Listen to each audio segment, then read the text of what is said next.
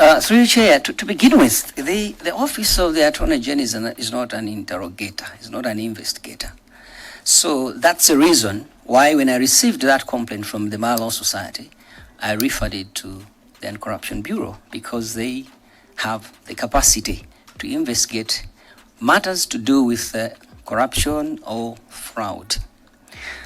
So there is a presumption of legality that when one thing moves from one properly established office to another, unless something clearly appears to be wrong, you can't just assume that they haven't done the right thing. So the office that's mandated to deal with matters of corruption in Malawi is that of the Anti-Corruption Bureau. So I trusted in their opinion because they are the ones that have got the capacity to investigate. So in my view, remember I said as a legal advisor, you base on facts presented to you. You don't create your own facts. So the fact remains that in their report, the Anti-Corruption Bureau clearly indicated that they did not find any evidence that suggested that there was corruption. So I believe that my opinion was not in any way compromised because of the regularity principle that I had to use under the circumstances. Two more questions. I think you are holding an office, but you are also a human being and an individual, such that most of the times it's also good to go beyond just the office. As an individual, Mr. Frank Mbeta, the value of the hotel from 30 billion to 47 billion, then to 128 billion, then to 145 billion. You didn't smell any collusion, any corruption in this change of price within 1 year as an individual, not as the Attorney General. Chair, I'll be quite reluctant to answer, but nevertheless I'll take it because I did undertake this exercise in my official capacity. However, the movement in the prices, I did actually, yes, say there's significant movement, but in my letter to the Law Society, I said it will be difficult for me to fault the pricing because that pricing was done by experts that do the pricing. I personally wouldn't want, and again, with my background as a lawyer, I know that when you're dealing with expert evidence, you really need to have a compilator. You don't just go and begin faulting expert evidence because you would have, as a person, thought maybe it should be done in this way. You normally would want to go to another expert and say, what are we saying here? But that wasn't within the framework of what I could have done. But in addition to that, when you look at some of the prudential risks that the Reserve Bank had raised, they had to do with the price. So when we were saying, can you attend to these issues? We were essentially saying, look at everything holistically and be sure of what decision you are taking as fiduciary persons. So yes, the movement could have raised eyebrows, but corruption is something that ought to be proved, or at least there must be clear indicator that, or something at least that you can clearly say this points at corruption. So coming from a point where the Anti-Corruption Bureau said we haven't seen any elements of corruption, I didn't really find it as an issue on its own.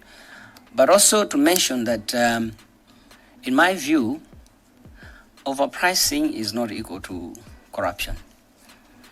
The hotel may have been overpriced, but of course I don't have the expertise to be able to speak to that clearly. However, there ought to have been some indicators that would actually make you think that there's corruption. So I wasn't able to form that opinion for fear that this is something that was coming from expert assessments. And most importantly, you have the trustees that must actually look into the pricing issue. And also because they negotiated for the price. What were they negotiating for? What were the parameters that they could have used? So remember, that's in their absolute discretion. So I had to stick to my limits. Thank you. Finally, Chair, what do you think? Honourable members, I'll give you a chance. Don't worry. Let us allow Blantyre Chiromoni to finish, then I'll get to you. You can formulate substantive questions. Each and every member will be given space to ask. Blantyre Chiromoni, kindly proceed. I think what's coming out very, very clear is the fact that all the powers to make investment in terms of the pension fund rests with the trustees. That's coming out very clear. And when I asked you about the increase in price, you said the increment in price does not really indicate that there is an element of corruption, but can also indicate that there is very high element of corruption. In your opinion, Attorney General, what do you think is the value of Amaryllis Hotel? That's my last question. Thank you, Chair. Through you, Chair, I don't think I know, or I'm in a position to say what value the hotel could be. Because I'm aware that valuations of businesses that are actually running take so many parameters. So I don't think I would be in a position to say how much it's worth. Thank you. Thank you, Blantyre Chiromoni, for those submissions. But listening to the Attorney General, you can actually see that there's hibernation of legal formalism. Because in your submission, just listen to you said corruption must be proven. But Attorney General, the idea that corruption must be proven, is it legal? And you went on even to talk of a conditional approval. So if you're looking at advice, the advice was conditional approval. Don't you think that was an attempt to shift responsibility as an Attorney General? Because at that stage, it's like you're limiting your mandate. The moment you limit your mandate, then scrutiny stops. Attorney General, is it your position that a transaction is legally sound so long as no evidence of corruption has been detected or established? Over to you, sir.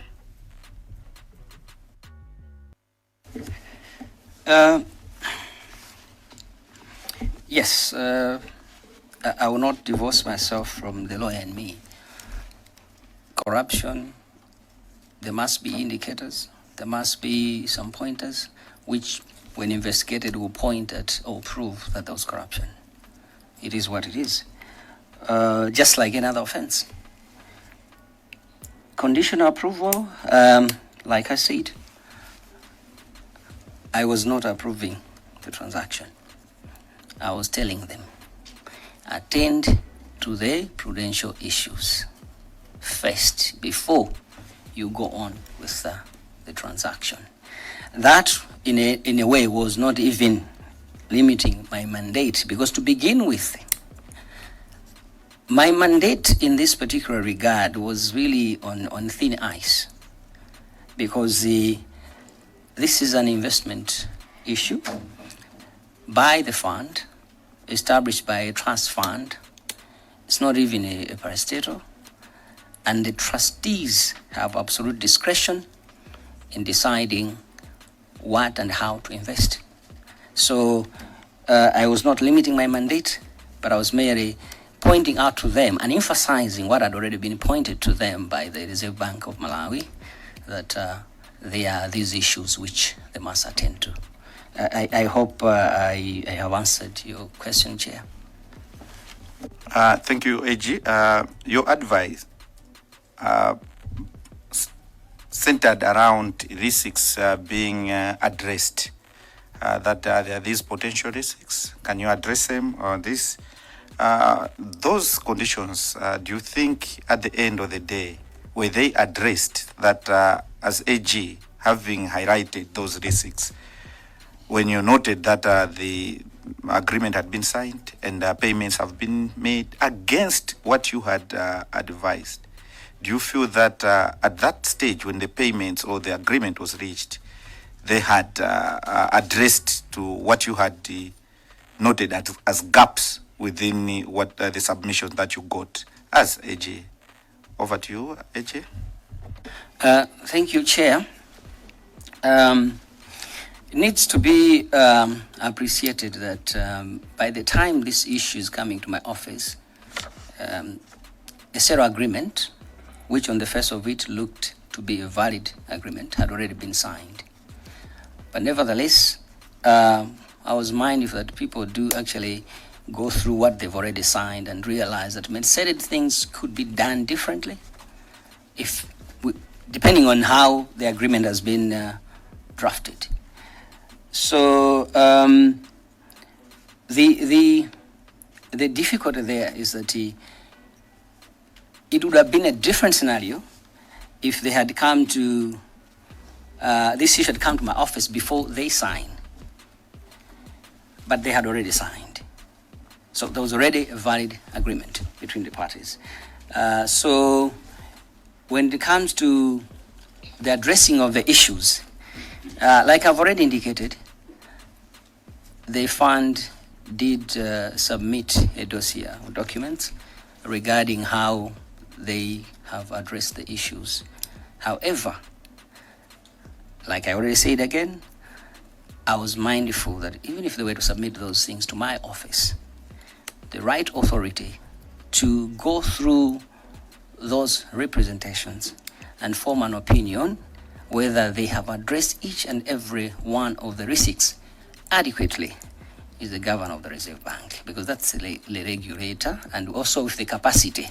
That's why in my presentation I said I hope and believe that the regulator has already gone through or will go through those documents to see if those issues were fully addressed.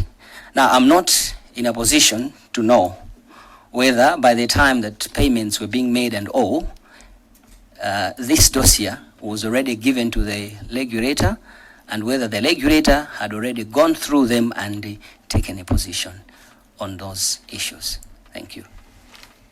Chukwawa West. Thank you very much, Chair, and thank you very much, Attorney General, for your presentation, well detailed. The ACB appeared before this committee, and they informed this committee that during their investigations, they didn't find anything about corruption, and also something about the abuse of office. The DG went on to say that notwithstanding, it noted some serious risks and referred these issues to you. Maybe for the benefit of the committee, what did you do when you noted those risks?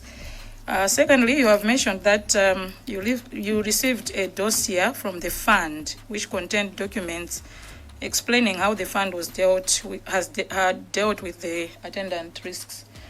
For the benefit of the committee, maybe when did you receive the dossier? Thank you very much, Chair. Thank you so much. Attorney General, you may take those from Chukwawa West. Thank you very much, Chair. Thank you very much, Chukwawa, Honorable Member from Chukwawa West. Indeed, in the report that the ACB wrote to me, and of course the cover letter, they did indicate that they did not find any elements of corruption or abuse of office, and that they talked about the risks which they acknowledged were not within their mandate to interrogate or at least form an opinion on. and they referred those issues to me. And that is why, in my letter to the Law Society, the last part which I read, I was telling the fund to attend to those serious risks.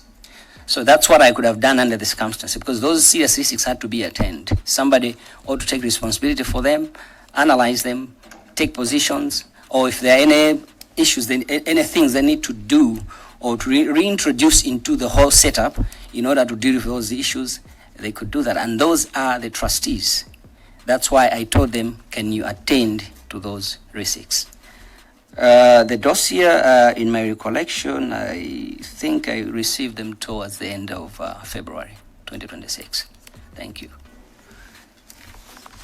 Honour members, I had given a chance to honour members to raise issues. So on the first round, I see a hand from Lomwe Mpenu. I see a hand from Palombe Machemba. There's Chikwawa North. I see Lilongwe Chirobwe. I see Lilongwe East. We'll start with the Vice Chair. Vice Chair, over to you.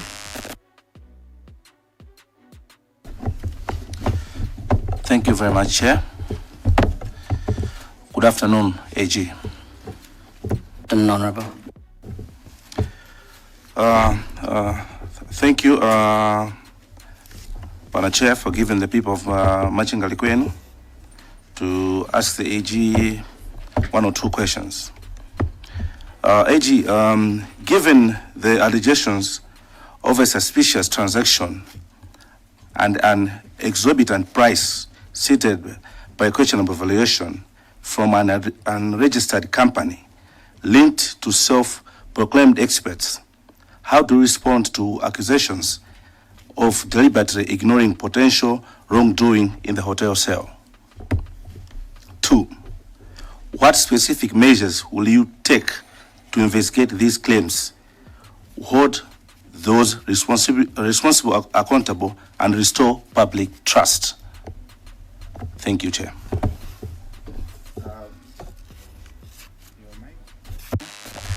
Thank you, AG.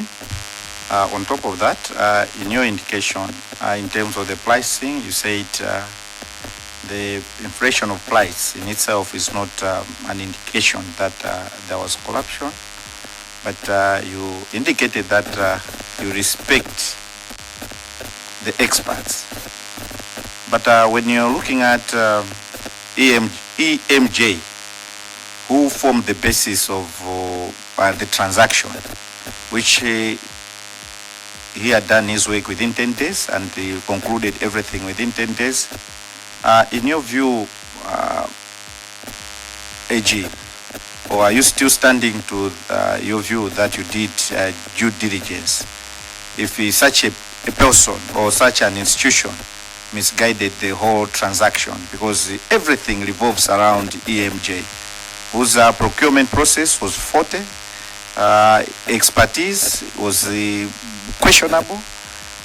Did you at any point when you are doing due diligence engage Secretariat on this person, EMJ? Over to you, Controlling Officer. Thank you, Chair. I would want to seek your indulgence, the Vice Chair. Your first question, I don't think I've heard you correctly. Would you mind repeating it?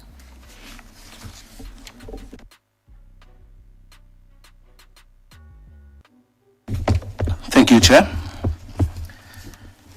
Given the allegations of a suspicious transaction and an exorbitant price stated by a questionable valuation from an unregistered company linked to self-proclaimed experts, how do you respond to accusations of deliberately ignoring potential wrongdoing in the hotel sale?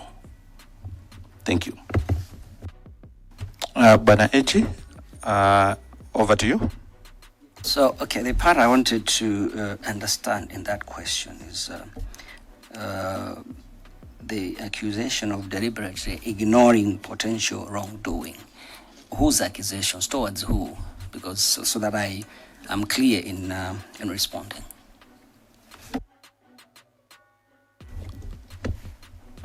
It's to you too, AG. Okay, thank you very much, Chair and Vice Chair. Actually, I do not see where, as Attorney General, did I ignore anything in this particular transaction.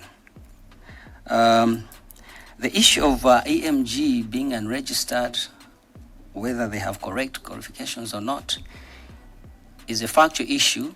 It was never brought to my attention. Even when I asked the fund trustees, they did not suggest to me that EMJ was not registered. But again, registered by who? Is it, because these are finance experts, are they people registered to their respective boards or whatever? Those facts were not before me. Therefore, I could not have ignored what is not known and what is not before me. And again, like I said, when you talk about suspicious transaction, the different allegations made by the Law Society were actually addressed either through the report by the SCB, which made some findings on specific issues, or the Reserve Bank report, which also made findings on various issues. These people actually went out there and investigated. So if those institutions did not label this transaction as suspicious per se, it could not have been proper for me to simply just say this is suspicious. In terms of what action the Attorney General can take, I've said this is a fund established under a trust deed. Only if I am presented with the grounds for which certain actions will be taken, then the actions will be taken in accordance to the law, be it trust law, common law generally, or statutory law as it were. So it will be preemptive for me to take an opinion at this point when facts are all over the place, they're at large. There's this, there's that, there's that.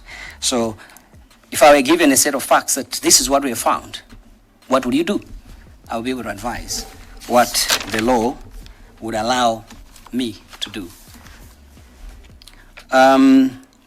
Chair, your question on the reflection of price, not an indicator of corruption, and you've talked about being unqualified, the procurement not having been properly done, and all. Firstly, when I looked at the reports by all the three the three valuers or assessors, I think the issue of how they've been procured wasn't raised at any point. And each one of them, they had indicated in their reports how they went about the whole assessment process. And therefore, there was no fact on which I would have grounded an issue to do with the procurement processes, and also no ground on which I would have raised an issue to do with the qualifications. Again, like I said, the broader spectrum of qualifications would have looked at issues to do with whether the assessors are properly trained in their field of assessment. Then there are also issues of licensing and all. So those are issues I couldn't just raise anyhow, unless they were brought as a fact. And even the Law Society, in my recollection, I don't remember them raising an issue to do with the qualifications of EMJ. So I only advised on facts that were available. Thank you. I had recognized Lomwe Mpenu. Lomwe Mpenu, please. Yeah, through Chair, can I take leave of you just like Blanda Chilomoni did? I've got a number of questions.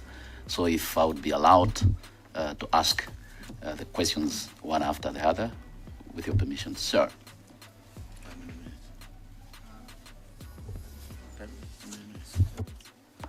Lilongwe Mpenu, you will be given that chance because it has been the practice. So, Attorney General, Lilongwe Mpenu, how many minutes? 3 to 5 minutes. 5 minutes. Okay, you get those 5 minutes. Attorney General will proceed like the way we proceeded with the Blanta Chiromoni Kabula Nancholi constituency. Over to you, Lilongwe Mpenu. Thank you, Chair. Honorable Attorney General, let me begin by saying I do appreciate the fact that your office deals with matters of legal opinion on questions of law as they apply to facts. You cannot cook facts. Facts speak for themselves. In accounting, there is what we call creative accounting, in which the reporter takes advantage of loopholes in financial regulations to inflate profits, deflate expenses, and hide liabilities, for example. So a transaction would be given a face of legality, but then it doesn't address matters of ethics and morality. Looking at what has happened in this whole transaction and through our interface with different stakeholders, Reserve Bank, for example, it transpired that EMJ is not a registered business follower. And according to the central bank, an entity is not registered as a business follower. When they're registering, they register individual, physical beings as business followers. So when you look at the whole transaction, the trustees and what transpired,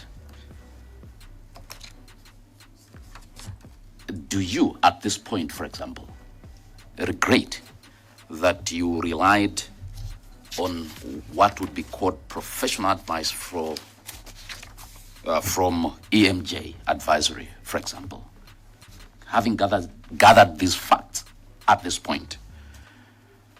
And again, it has transpired that let me connect. In your paragraph on due diligence, you failed to mention Nico asset managers. I don't know whether that was by design or by default, because the Nico asset managers specifically advised against this transaction. So my question at this point is, do you regret having given advice, legal advice, based on EMJ, who it happens is not registered? And then there were other advisors who specifically advised against the sale. Maybe you can take that question, Chair.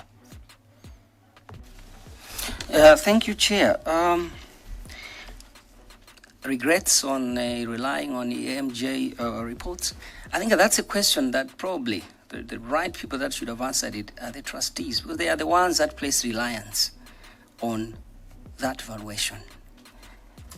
I was not in a position to play reliance on that, but I recognize the fact that they had engaged a business valuer, just as they had engaged other valuers before. So that regret, or perhaps a question of whether there'll be regrets or not, I'm sure the trustees would be in a better position, because they are the ones that made the decision at the end of the day.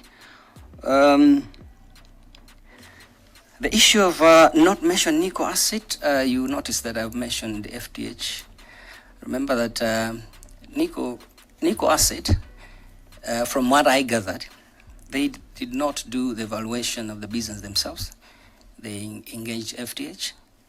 So if you were to look at a report, you will not be looking at a report, at least what I was presented with, you will not be looking at a report that is done by Nico Asset per se.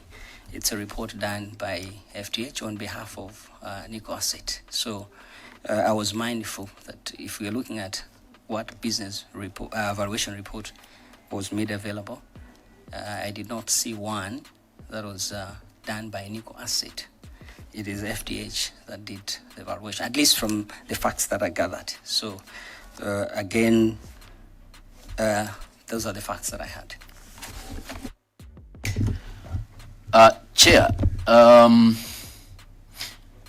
in your response to the Malawi Law Society, it appears it was cut and paste from the letter written to you by the Acting Director General of the Anti-Corruption Bureau. Yet, as an office, you had the latitude to conduct your own due diligence to ensure that your response to the Malawi Law Society, for example, was your own and not necessarily that of the ACBs. And Chair, that question also builds on the fact that it has transpired that the ACB now acknowledges that through these interfaces, certain facts that they didn't have emerged. As a result, they have reopened investigation.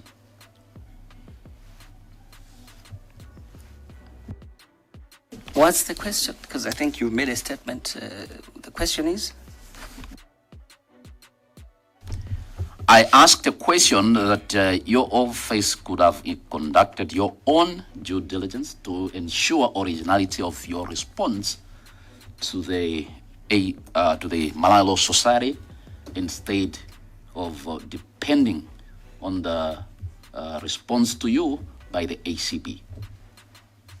Thank you, Chair. Maybe, AG, before you take that one, just to supplement on what has touched on, that the ACB has reopened the case, and at the same time, the Reserve Bank, which is a regulator, has actually withheld the funds. As we're speaking, we're looking at about 72 billion. With the guidance that you got about the whole transaction vis-a-vis the pricing that it was higher, do you still stand to your earlier position that the transaction was not was okay? There were no collapsed elements. Now that you have new information that even the Reserve Bank has ended up quarantining and actually freezing some of the accounts in relation to the same. Over to you, controlling officer.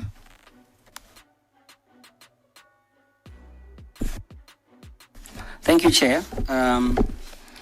Honorable member from Lomwe, Mpenu, I take it when you say that we could have conducted our own due diligence, you essentially are talking about our own investigations.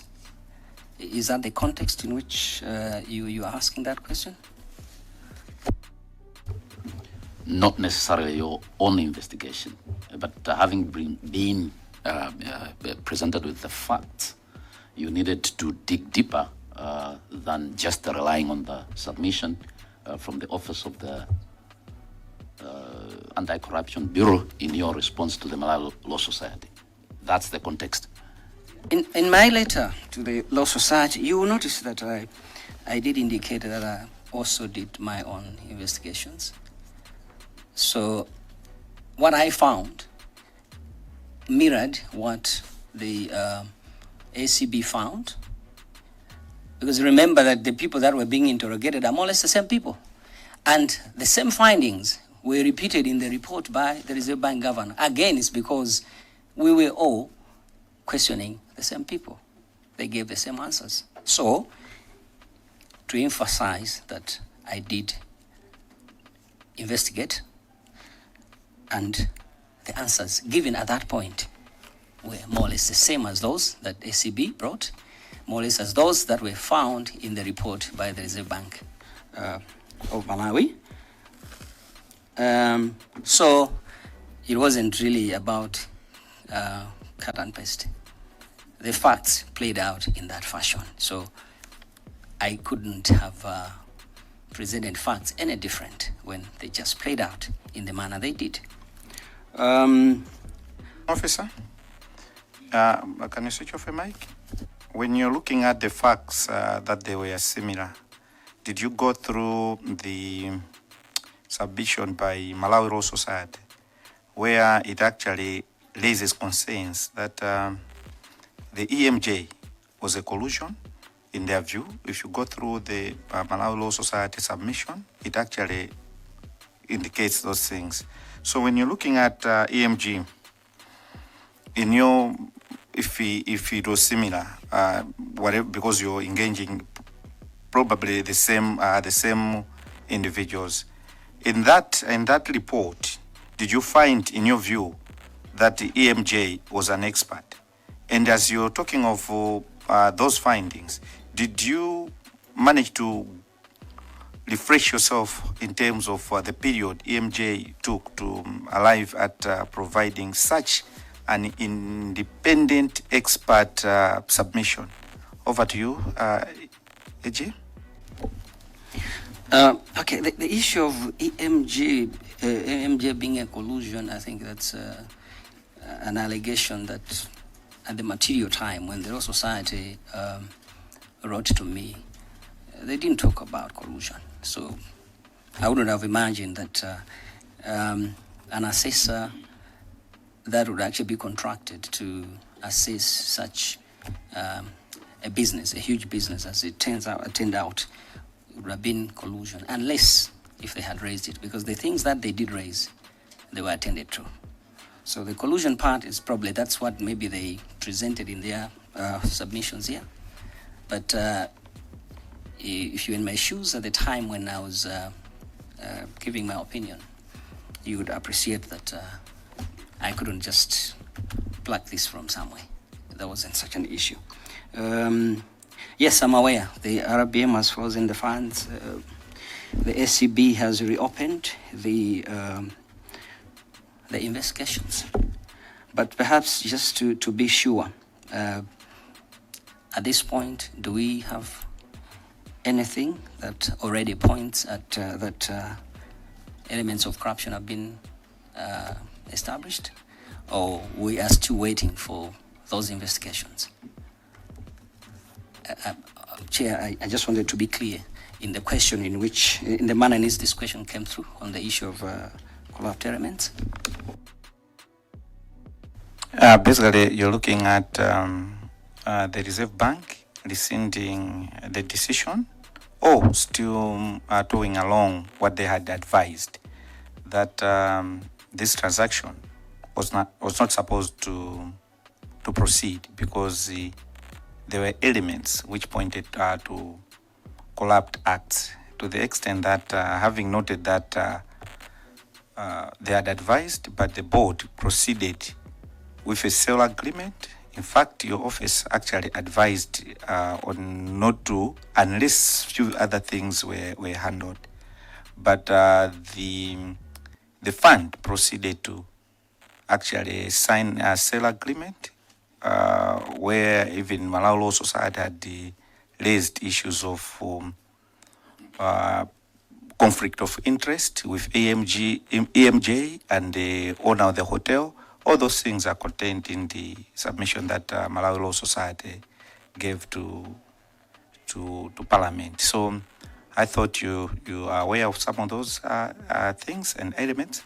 The more reason I wanted to find out from you that having had that the regulator now of financial institutions has quarantined some funds, even with the banks which were involved, even other individuals, including the account for Amai's hotel. Do you still feel that the guidance that you got was valid? Thank you, AG. Yeah, thank you, Chair. The difficulty in the line of question that has been made there is that an opinion is being sought based on the precautionary steps taken by the Reserve Bank as well as the SCB. I would think that giving an opinion has to be based on facts, the actual facts that go to the root of the issue. As I sit here, I do not have any document, official document, either from the Reserve Bank or from the SCB that actually details out, let's say, elements of corruption, who was involved, what they did, and everything else. It will be difficult to form an opinion unless such facts are made available. And again, freezing of funds, like I said, it's more of a precautionary measure. It depends on so many factors at play. And I haven't seen the documents that the SCB, rather the Reserve Bank has used in freezing the funds. I don't know whether they obtained a court order or maybe they went through the Financial Intelligence Authority, which probably seems to be what I gathered. So in all that, there are some facts that are speaking to that decision to freeze the funds, which I do not have now. So again, I cannot just form an opinion.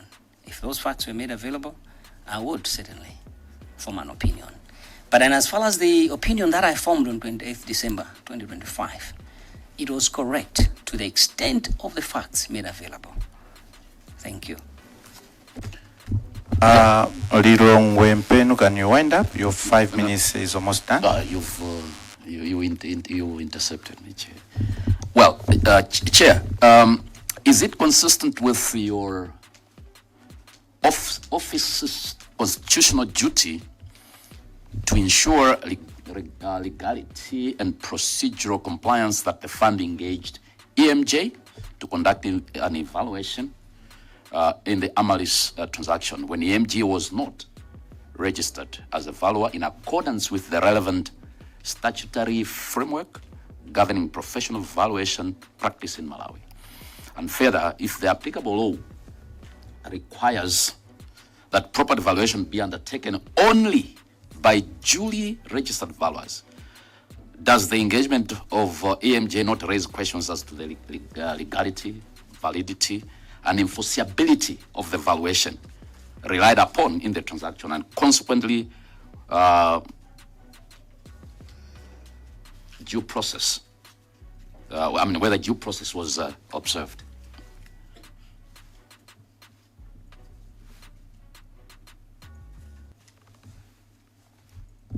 AG, you submitted to this committee that you are confined to the legality. So this question builds on that. And I'm asking, okay. Still on the mic, so that's why I was waiting. Okay, sorry. Thank you. Okay. The fact of EMJ not being registered under whatever framework, it is a fact that ought to have been made available if it were to change the opinion that I would have formed at that time. It wasn't there, so it remains what it is. It was never there. So I couldn't have formed an opinion on what is not known or what is not made available. But again, you might wish to know that the Reserve Bank, as a regulator, they do have wider powers. Maybe that's why they do register some of these valuers. And in any event, in the letter that I saw, firstly in the report that they sent to me on 25th December 2025, as well as the subsequent letter which they wrote to me on 6th January 2026, but received on 10th January 2026, the Reserve Bank didn't come out clear-cut to say rescind the transaction or this transaction can never be done. They said, can you address the risks? And in particular, the letter of 6th January 2026, the governor said, satisfy my office on the viability of this transaction. He didn't even talk about AMJ advisory. So again, we're still at the point where the information made available would influence the nature of opinion that you give on something. So this doesn't in any way compromise the consistency of my constitutional duty to provide legal opinions. Now, the issue of whether EMJ not being registered will affect validity, enforceability, and due process of this agreement. Firstly, I must put a disclaimer that I'm not giving an opinion per se, because you have several players here. You have the seller on one side, and then you have the buyer, and then you have the Reserve Bank of Malawi as a regulator. The legal framework that the regulator looks at when it comes to managing financial institutions points at the financial institution. Have they done ABCD correctly or not? And if they find that they haven't done the correct thing, what are the remedial measures? Which is why you will notice that in the most recent letter I saw from the governor, where he was telling, he suggested that he actually, suggest, direct or whatever, say to the pension fund, can you have so much number of days to rescind the contract? He did mention that satisfy me why I should not penalize you. That speaks to the regulatory framework that the governor uses when it comes to financial institutions. So the example would be, if you own a bank and you do some illicit forex transaction, the governor will not go to me as a person who bought the forex from you to say you bought wrongly, can you give us back the dollars? They will go to you as the financial institution and penalize you. So the point I'm making is, it is important to understand the legal framework in which these things are arising. What the governor would do is properly regulated by law, but against who? What is very clear from all the laws that the governor would do, they point towards the financial institution, because that's their subject. That's what they are regulated. That's what they're mandated to regulate. On the other hand, you have the seller. So in law, we talk about the famous Takwan case, so we talk about the Takwan principle. There are issues to do with indoor management rules. So all these things that we're debating here, they have to do with how the fund or the trustees conducted themselves in making their decisions, which is an internal issue within the trust fund. On the other hand, you have the seller who offered and eventually negotiated with these trustees for whatever price that they could have offered on, and eventually did agree with the buyer. The court, probably at an appropriate time, they may have to examine how does the indoor management rule come to operate in respect to this particular transaction, because then that will affect the issue of validity, enforceability, and due process. So it is important to understand that when you look at the fund, which is what we're questioning now, what they do internally and eventually enter into a contract with the seller, the regime that we're going to use in terms of the legal regime is different. So it is pretty much difficult for me to say whether this contract will remain valid or enforceable, because you would have to examine all the facts, as well as look at what legal framework are you using. Because the other legal framework does not go directly to the seller. The seller is not a financial institution. The Reserve Bank governor does not have automatic powers on the seller. So it's important that these things be understood in their context and the legal framework that's being discussed, and therefore I'm unable to give an opinion on the issues of validity, enforceability, and due process in respect to the fact that EMJ was not licensed. Thank you, Chair. Yeah, my last but one question. ACB in their submission, they said they observed that some of the matters that had to be investigated were out of their mandate. For example, issues of investment and fraud. And they submitted to you as AG to take the same to relevant offices or take appropriate action. What did you do after receiving the submission from the ACB? Did you, for example, advise the Financial Intelligence Authority or Fiscal Police to investigate? If you did not, why?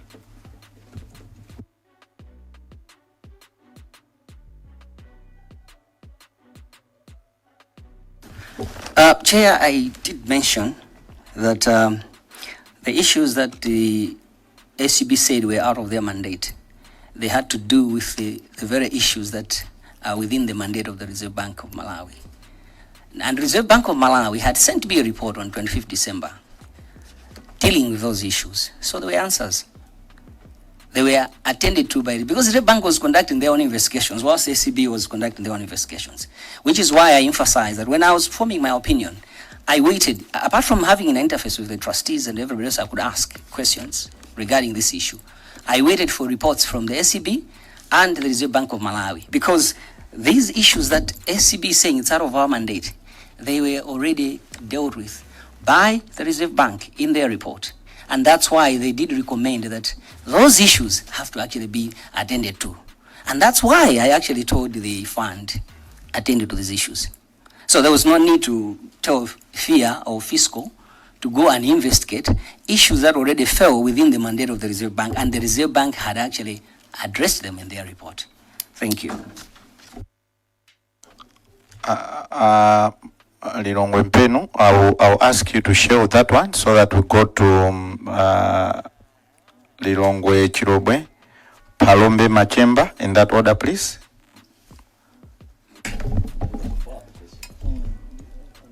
Thank you, Chairman. Through you, I would like to ask the Attorney General, who was the expert who recommended the price of 128 billion from 47 billion?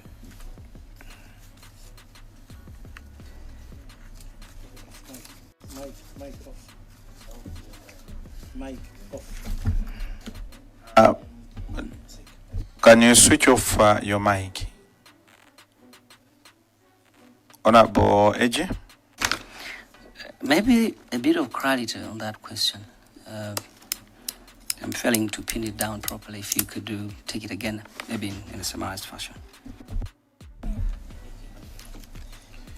In your submission, you mentioned about the expert advice on the price when you were asked by Blantyre Kabula about the 128 billion being a red flag. You said no because you were taking an expert advice. I would like to know who was this expert who gave you this advice on the 128 billion?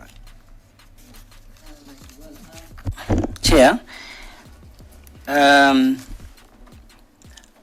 the price range of 115 billion to 147 billion, that was, I think, what I saw in the documentation from EMJ. So they were not advising me. This is, they were advising the fund. So I was saying in my earlier statement that these were deemed as experts in the valuations. So that's where the issue of experts came in. So from the best of my recollection, that price band came from EMJ advisory. Thank you. The Attorney General, are you aware about the EMG status?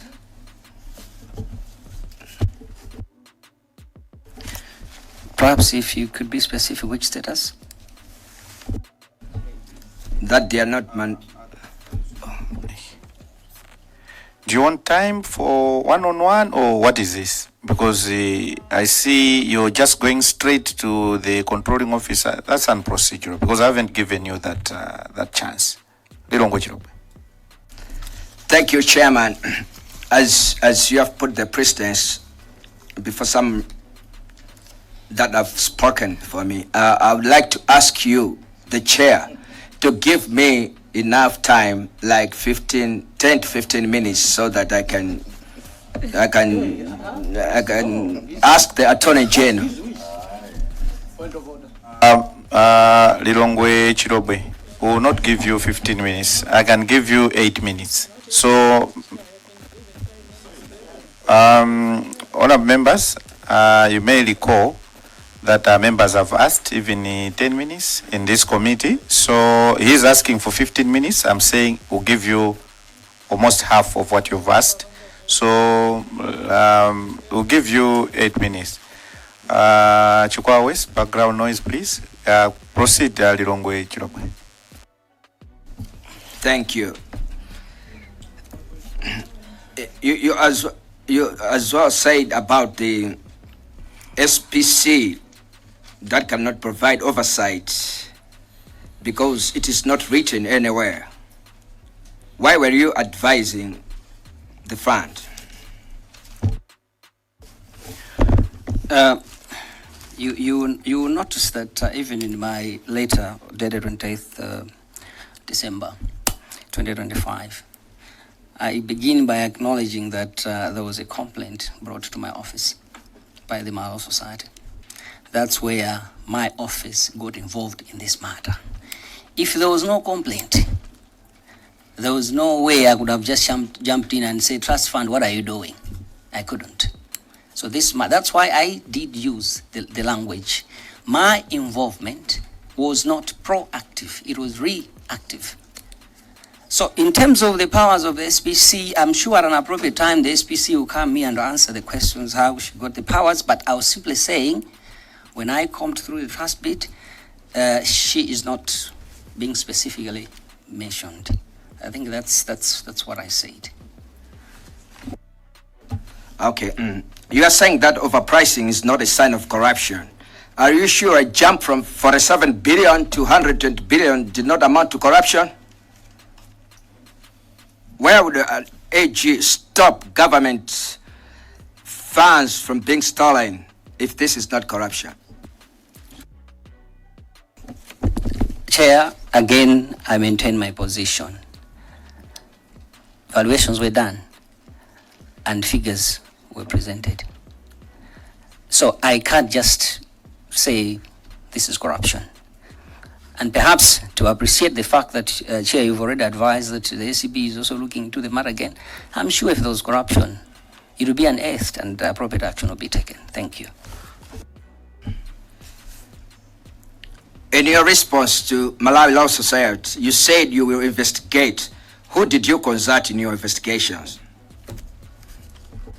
I mentioned, Chair, in my letter that the ACB were actually part of the investigations because they did the conduct. That's why we have a report. But on the other hand, maybe up to now you may have noted that the report by the Reserve Bank, I haven't seen it anyway floating. If it was made available to this committee, probably it would have been floating somewhere. It speaks to the confidentiality of the tasks they carry out when it comes to matters to do with financial institutions. So I knew and I was aware they were already doing investigations and being an appropriate authority on some of the issues that were being raised. I did not have to go anywhere else because they have not only the capacity, but they have the mandate to do the investigations. Thank you. Lilongwe Chirobwe, you have 3 minutes to wind up. All right. After the